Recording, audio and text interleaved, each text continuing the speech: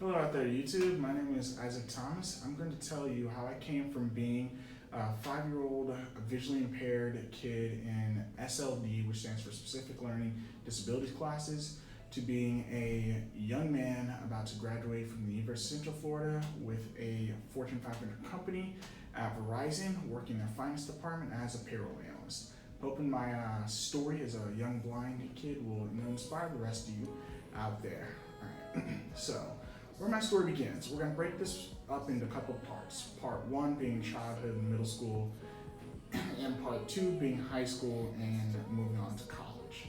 So, my origins begin in Orlando, Florida. My parents were teenagers when they first had me.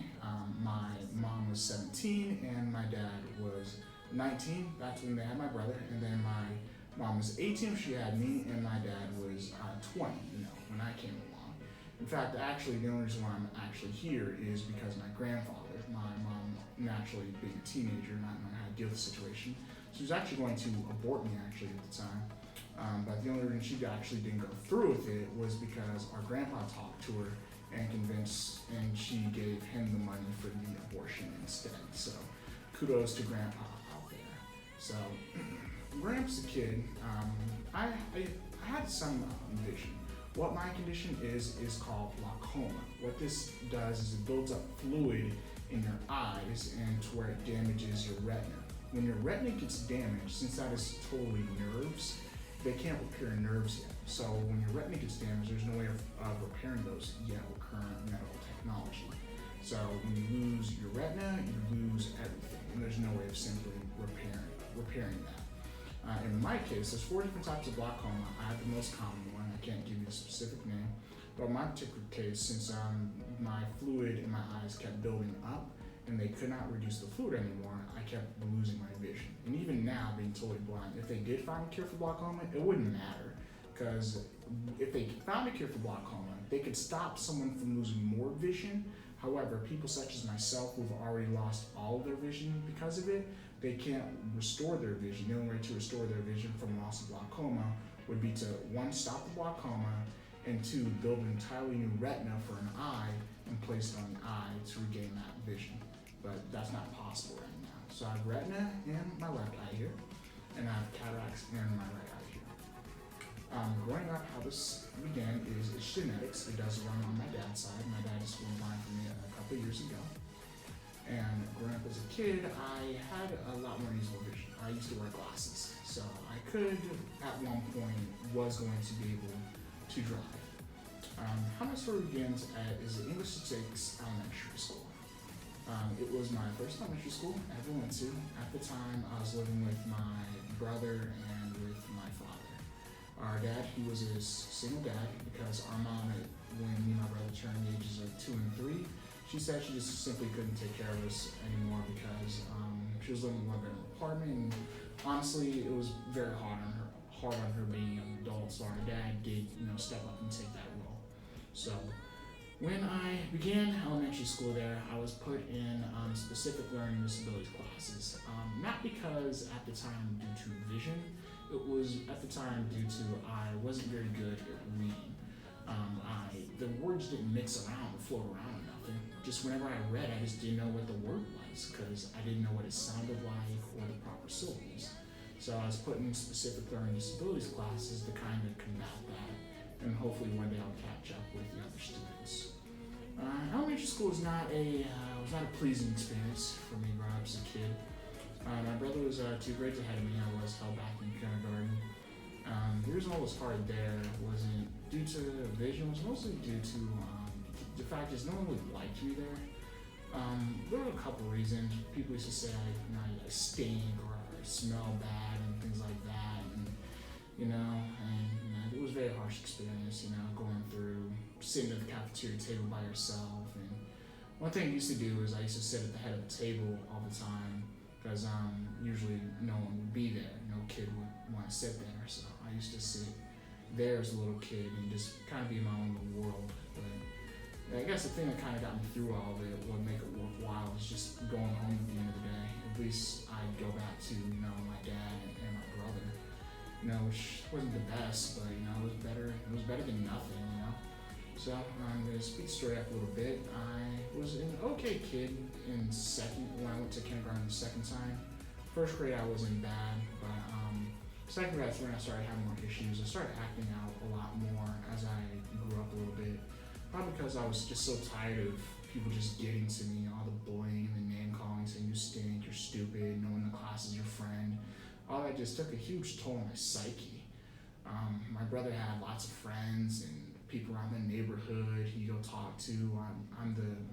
I'm his little brother sitting here alone in the freaking classroom, and all that stuff as a young kid, it takes a huge toll on your state of mind. And I just began just hating school.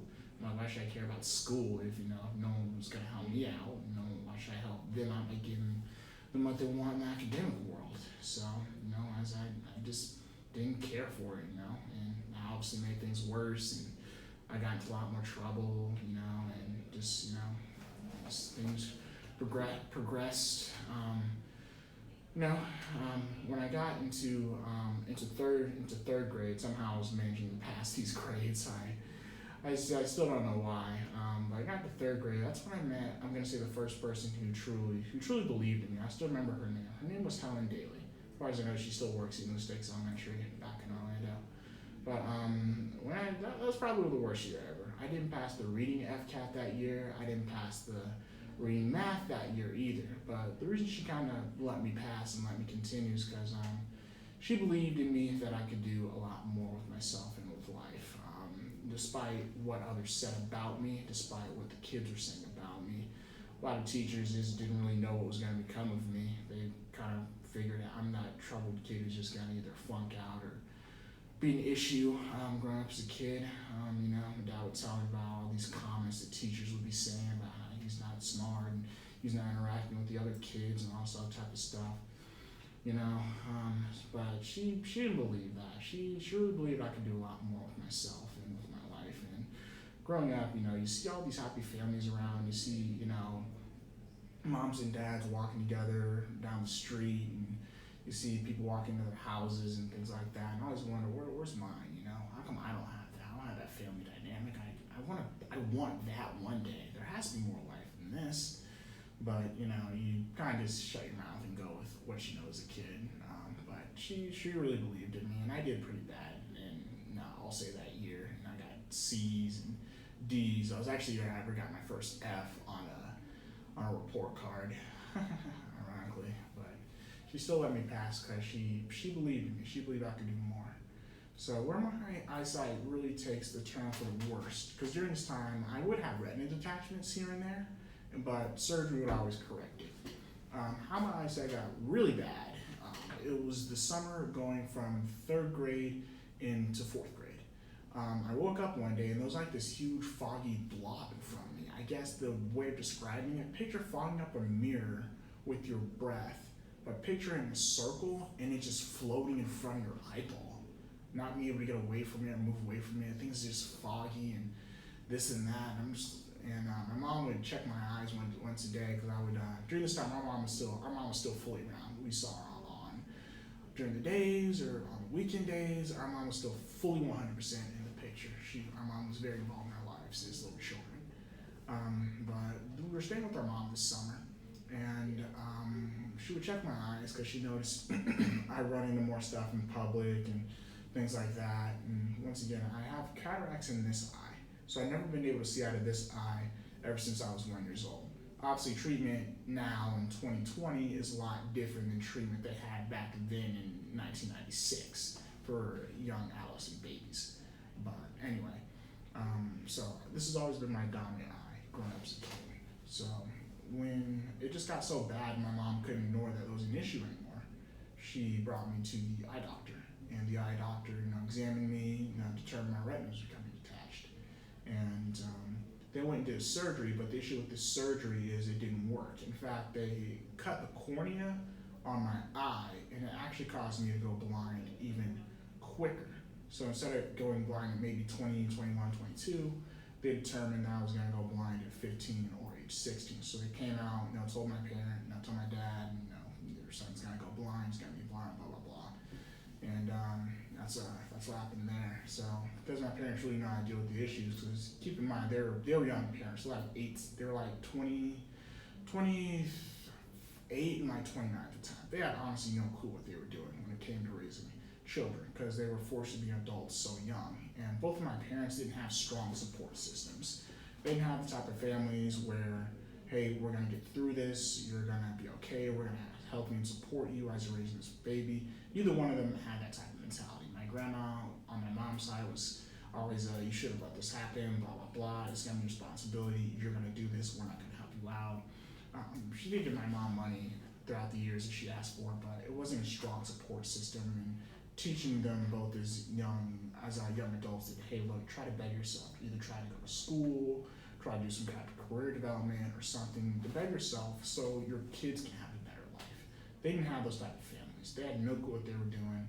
They were literally just kids they were kids trying to raise kids and figure things out. If they had a kid now in their early 40s, I can't confidently tell you they know what they were doing. But they sent me, so they determined the best way for me to kind of grow up and kind of handle life was to be sent to a boarding school for young blind kids. At this time, I could still see. I still had some amount of usable vision. I could still play video games, things like that. Driving was 100% out of the question, but I could still see, play video games, and things like that. So at the age of 10, in 4th grade, I was sent to a boarding school for blind kids. It was called FSDB, Full School for Deaf and the Blind. And at this particular school, you go home on Sunday, and then around 2:30, that's the time I caught the bus every Sunday as a young kid. And then you went home on a Friday. So you were home for less than 70 hours every weekend. And at the time, I kind of liked it because my dad just got a new wife, and I didn't really like her too much because our dad would always have us call our stepmom, mom. We didn't like doing that because our mom was still in the picture, our mom was still around, and we didn't like doing that. But we did call her Miss Teresa, and later in life, Mama T, which bothered both me and my brother. But at the age of 10, like I said before, that's when I was sent off to FSDB, Full School for Deaf and the Blind. My parents didn't know how to deal with the issue, so they essentially said, hey, look, you fix them, you take care of them, we'll pick back up and you're done with them. And as a little kid, you like that. In fact, I was excited, being sent away. Finally, I was going to get away from everything. I was going to get away from the name calling, the bullies, the people saying I was stupid, and I was finally going to be around other people who were blind and VI, people who understood my situation, I thought. And in elementary school, it was exactly that situation. There was other blind kids that were there, other blind kids who were like me, had some usable vision, things like that. But the issue with this particular school, with a lot of blind institutions, is a lot of these young blind kids are pretty independent, and they know how to handle themselves. The ones who are seeing, who can fully see. And me, I was pretty independent, but anyway, we'll move on with the story. So I went there in 4th grade, and it was everything I thought. This time, since I had everything I needed, I had the accommodations I needed, people I want to be around, my grades improved, and I started to make more friends. But this is still school, and there's still a popularity system. This particular popularity system was based off of vision. If you could see at this particular blind institution, you were kind of one of the in guys. You were one of the normal ones. You were one of the ones staff didn't have to worry about, and you were one of the good kids. If you're one of the totals, you were kind of one of the nobodies. You were one of the ones who sat off in the corner, talked to the other totally blind kids, and people just talked and dealt with you because they had to, deal with you. In the beginning, I was one of the sings, so I was one of the somebodies. I went from 2.1 GPA in elementary school all the way up to 3.5, 3.3. And it was like that way all the way up until about 6th grade. And that's when the cycle kind of repeated itself. In 6th grade, my vision was getting worse. I was in denial about it for a long time because I didn't want to think that was going to be my world. That I was going to lose everything I've ever known visually. It's one thing to go from seeing or, blind, go from hearing to being deaf. When you're born that way, you don't know what you're missing out on. But when you are seeing and you go blind, you know what you're going to miss out on. You don't want to lose the entire world that you knew about visual things. You don't want to forget what your mother's face looked like. I don't remember what she looks like, or my dad, and those are memories I'm never gonna be able to get back. That I didn't, that I started to lose as I got more and more deeper into my blindness. So when sixth grade started back up, that's when I started to act out again. I don't know. I think I was concerned trying to get people's attention again because the cycle kept repeating itself again. The cycle of, hey, you stink, blah blah blah. You have bad breath. That was a big one. People constantly told me, you have bad breath, blah blah blah. You're dumb, you're stupid. And I thought this school was supposed to make things better. I thought I was gonna get away from all of that. I thought I left all that stuff behind in Orlando. I was in St. Augustine at this point. I didn't want to go back to that world, but this is a world I couldn't escape anymore. Unlike before being in elementary, I could go back, go home, and get away from all of it. I couldn't do that this time. I was at boarding school, so I had to go back and live with the same people who were teasing me in the classroom. I had to go back and live with them in the dorms. There was no escaping it this time. And just like before, it took a huge toll on my psyche as a person and as a young teen, as a preteen, getting to be into teenagehood. Because you start to believe everything they're saying. You start to believe maybe I am stupid, maybe I am worthless, maybe I am not worth anything. I mean, God, I was such of little value. My folks sent me off to a boarding school for blind kids while my brother got to stay home and enjoy life and talk to our dad and be around their mom. Meanwhile, I'm stuck up here being teased by the same idiots I live with. But, there was no way I couldn't escape it. So, my grades, I got my grades were from A's and B's to, A's and F's and things like that. My least favorite classes and things like that. But, I still managed to pass because I was okay in some. So I still managed to pass and go on to seventh grade. Seventh grade, it was more the same, kids teasing me and things like that. I thought about getting into sports, maybe football, since I used to play football with some people who were kind of cool with me there. But that kind of went off down the tube as my vision just got so bad that I just couldn't do it. And I was trying to learn Braille during this. They were trying to teach me Braille during this time. But I didn't want to use it because I didn't want to stand out anymore. I was already a nobody. I'm a blind kid at a blind school being teased 24/7 for my breath or because I say stupid stuff or for this reason or for that reason. Braille was just going to make me a bigger target is what I thought in my head. And, I didn't want to learn it. I put it off. So seventh grade was more of the same. Things got a little bit more easier. My grades got a little bit better as things progressed into later stages of teenagehood. And when I got to eighth grade and we were trying to raise money to go on an eighth grade class field trip, this is, I'm going to say, when my internal engine kind of changed. This is when I decided, this isn't me. I'm not this person. I still remember the day. I concluded one day when one of my classmates was calling out a bunch of people in the class to go selling all around campus, sell different trinkets and tools and things like that eighth graders try to sell to raise money for this project or that project in the U.S. school systems. He called everyone in the class but me and another totally blind friend of mine. And as they were leaving, I said, "Hey guys, what's the deal? You don't want me to go selling with you or something? You don't want me to participate?" And I'll never forget what he said. He looked at me and said, "Yes." And that just lit me up like a firecracker. This wasn't me. I wanted to have a say in where we were gonna go. This wasn't me. I wasn't this poor, pathetic, blind loser everyone thought I was. Everyone called me stinky and stupid. This wasn't me. I was worth more than that. I had to be worth more than this. I want to write my own life story and have a happy ending at the end. I don't want to be stuck and miserable and feeling like this for the rest of my years in high school on forward in high school. There's one thing I was very good at that no one else in my school was good at that particular time. I was good at thinking future-wise. I knew in the future things would be a lot different after I got out of school permanently. People would change, people are going to have different attitudes, and people are going to be different. I knew that for sure going on into the future. And I concluded at that time, if I didn't want to be a nobody and be 21 and 20 still in high school, I had to change my thinking, and I had to change my work ethic, and I had to change my attitude if I didn't want to be what people were labeling me as. So that's when I took up my mantle, and I concluded I'm gonna change my life. I'm gonna change the way I've been doing things. A lot of people have been trying to push me. A lot of staff members do believe in me. I gotta rewrite a better story. And that particular year is when everything changed. My grades improved. The whole class actually. I wound up outselling every single one of them. They told me they didn't want me to participate and sell. I outsold everyone in my class. And that Salesman Year Award, it's on my wall.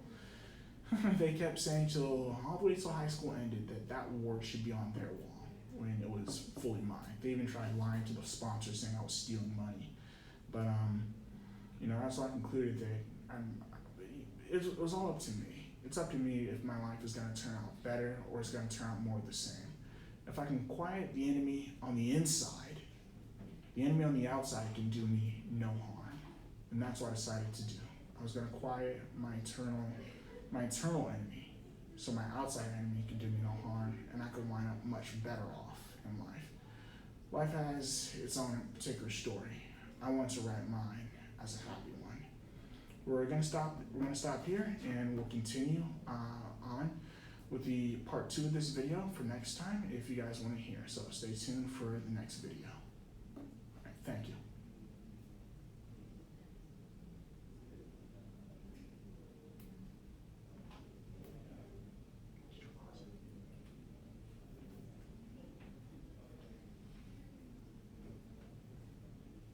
Sir, yeah? Good? Did you pause it?